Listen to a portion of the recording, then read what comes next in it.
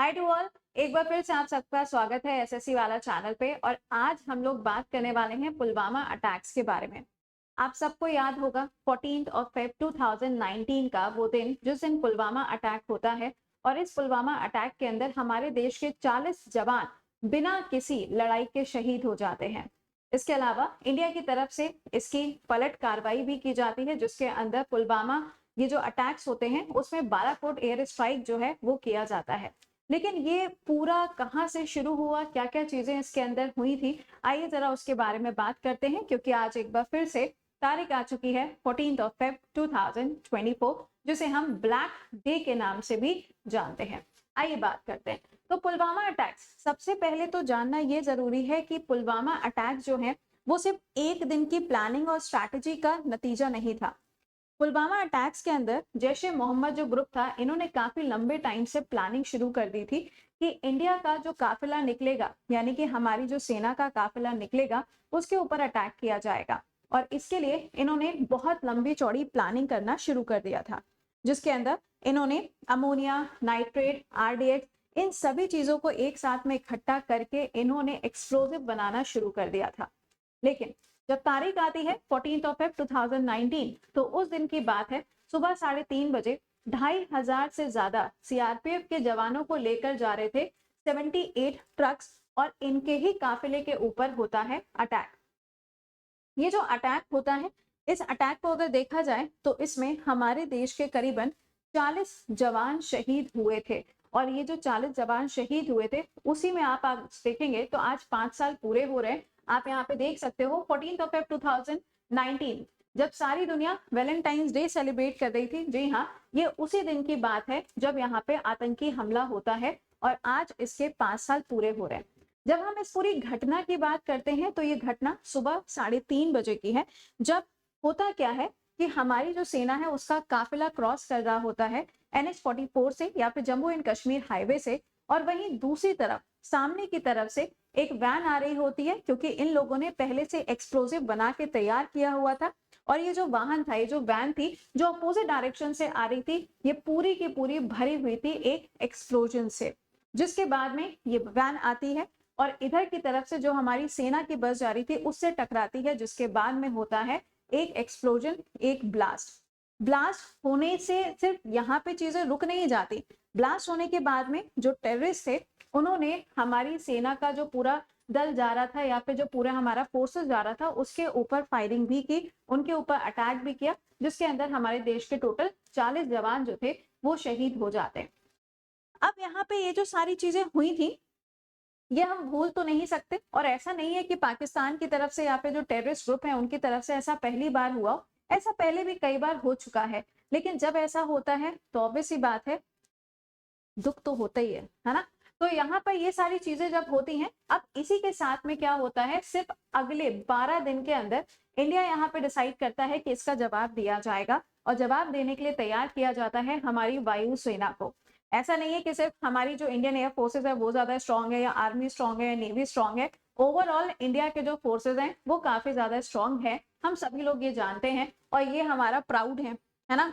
इनके बिना तो हम लोग वैसे भी कुछ नहीं है। तो हमारी जो ये एयरफोर्स ही इनको तैयार किया जाता है, और 12 दिन बाद तारीख यहाँ पे डिसाइड की जाती है 26 Feb 2019। उसी दिन पे ये डिसाइड होता है कि इंडिया पलट के जवाब देगा इस अटैक का। पुलवामा, जो कि एक बहुत ही छोटा सा डिस्ट्रिक्ट है जम्मू एंड कश्मीर के अंदर, वहीं से डिसीजन लिया जाता है कि अब जवाब तो जाना है, लेकिन जवाब किस तरीके से जाएगा, ये अभी एक बहुत बड़ा सवाल बना हुआ था। तो यहाँ पे defence minister, PM Modi, president, इन सभी का इन्वॉल्वमेंट होता है, जिसके बाद में ये डिसाइड किया जाता है कि इंडिया की तरफ से मिराज 2000 फाइटर जेट को भेजा जाएगा। और यहाँ पे आप देख सकते हैं लगभग 3 बजे, यहाँ पे बात हो रही है सुबह के टाइम की, लगभग 3 बजे भारतीय वायुसेना के 12 मिराज 2000 फाइटर जेट्स को भेजा जाता है। एलओसी को क्रॉस करते हुए ये जाते हैं। आप लोगों ने उरी मूवी देखी होगी, उरी मूवी में भी दिखाया गया है कि किस तरीके से बॉर्डर को क्रॉस करके और अंजाम देके वापस आते हैं, बस वही चीज आपको यहाँ पर मिलेगी। तो यहाँ पे क्या होता है, एलओसी को क्रॉस करके हमारे जो फाइटर जेट हैं वो जाते हैं किधर की साइड पे, पीओके वाला जो एरिया है, वहां पे जो कश्मीर की लोकेशन है वहां पर जितने भी टेररिस्ट ग्रुप थे उनके ऊपर अटैक किया जाता है। बताया जाता है कि जब वहां पे अटैक किया गया तो 300 से ज्यादा टेररिस्ट थे जिनकी हत्या की जाती है, और ये पूरा काम करके हमारे जो एयरक्राफ्ट हैं वो भारत की सीमा में वापस भी आ जाते हैं। लेकिन इतना ही नहीं, अब अटैक किया है जाके तो पलट के पाकिस्तान कुछ तो बोलेगा ही ना। अब उसके पीछे चाइना खड़ा है तो क्या हो गया, हम लोग अकेले ही काफी हैं। तो वहां पे पाकिस्तान ने पलट के जवाब देने के लिए अपने यहाँ से F-16 को इंडिया के अंदर भेजा। लेकिन ये F-16 आप सबको मालूम होना चाहिए कि ये F-16 पाकिस्तान का खुद का मैन्युफैक्चर्ड नहीं है, ये यूएसए ने इनको तोहफे में दिया था। तो यहाँ पर पाकिस्तान की तरफ से F-16 को भारत के अंदर भेजा जाता है अटैक करने के लिए। लेकिन इंडिया ऑलरेडी तैयार था, क्योंकि अब अगर कुछ करके आए हैं बॉर्डर क्रॉस करके तो ऑब्वियस सी बात है कि उधर से पलट के जवाब तो आना ही था। तो यहाँ पे F-16 जो इंडिया के अंदर एंट्री ले रहा था, है ना, इंडिया के अंदर जो एंट्री ले रहा था, उसी के जवाब में आप देखेंगे तो इंडिया ने अपना MiG-21 भेजा। ये आपके सामने MiG-21 आपको नजर आ रहा है। हमारे देश के अंदर सबसे पुराने एयरक्राफ्ट में इसको काउंट किया जाता है MiG-21। तो इंडिया की तरफ से 2 MiG-21 को भेजा जाता है F-16 को रोकने के लिए। लेकिन उसी में से एक हमारा जो MiG-21 है वो क्रैश होता है। अब क्रैश होता है तो उसमें कौन थे, उसमें थे अभिनंदन वर्धमान। आई होप कि आपको इनका नाम अभी तक याद होगा। और अगर हम इनकी बात करते हैं तो ये जब इनका ही वो मिग था जो क्रैश होता है और जाके लैंड करता है किधर, जिधर पाकिस्तान के फोर्सेस थे। अब यहाँ पे हुआ क्या भाई, इन्होंने तो मार गिराया F-16 जो कि पाकिस्तान की तरफ से आ रहा था, लेकिन इनका खुद का जो MiG-21 था, क्योंकि हमारे यहाँ पे MiG-21 जो है वो काफी पुराने हो चुके हैं। अगर आपको ध्यान हो तो अभी हाल ही में जब इंडियन एयर फोर्सेस का डे सेलिब्रेट किया गया 8 अक्टूबर को, तो उस दिन बोला गया है कि हमारे यहाँ पे जितने भी MiG-21 हैं उनको रिप्लेस किया जाएगा लाइट कॉम्बैट एयरक्राफ्ट से।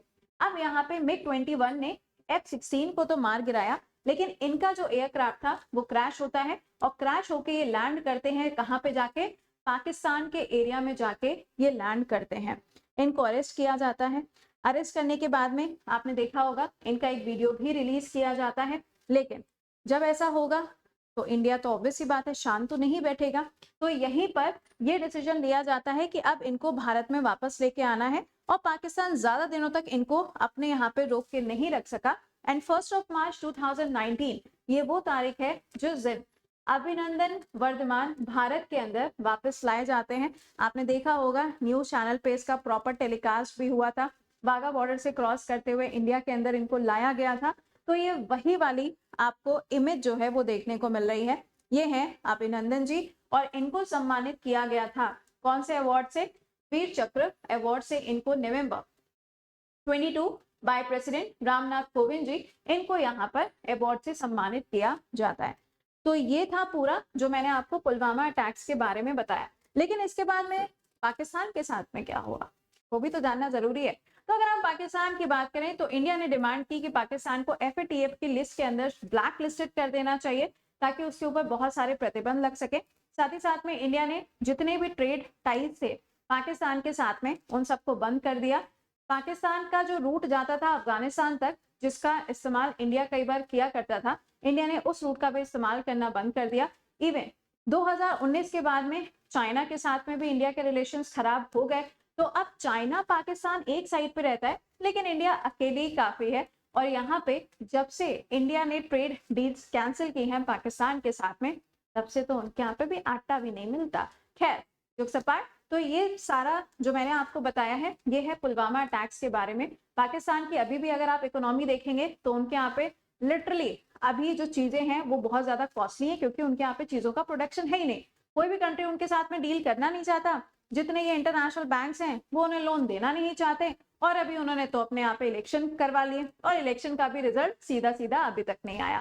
खैर, तो यहाँ पे हम लोगों ने बात की पुलवामा अटैक्स के बारे में। तो मेरी तरफ से और मेरी पूरी टीम की तरफ से जो हमारे देश के जवान शहीद हुए थे उन सबको श्रद्धांजलि। तो अब आपसे मुलाकात करेंगे हम अगले सेशन में, लेकिन एक सवाल जो आपके लिए छोड़ेंगे, MiG-21 को जो रिप्लेस किया जाएगा, कौन से एयरक्राफ्ट होंगे जिनसे रिप्लेस किया जाएगा? लाइट कॉम्बैट तो मैंने बता दिया, बट उसका नाम क्या है वो कमेंट बॉक्स के अंदर मेंशन करिएगा, और जय हिंद तो लिखना बनता ही है। तो चलिए मुलाकात करते हैं आपसे नेक्स्ट सेशन में। Till then bye bye and take care to all.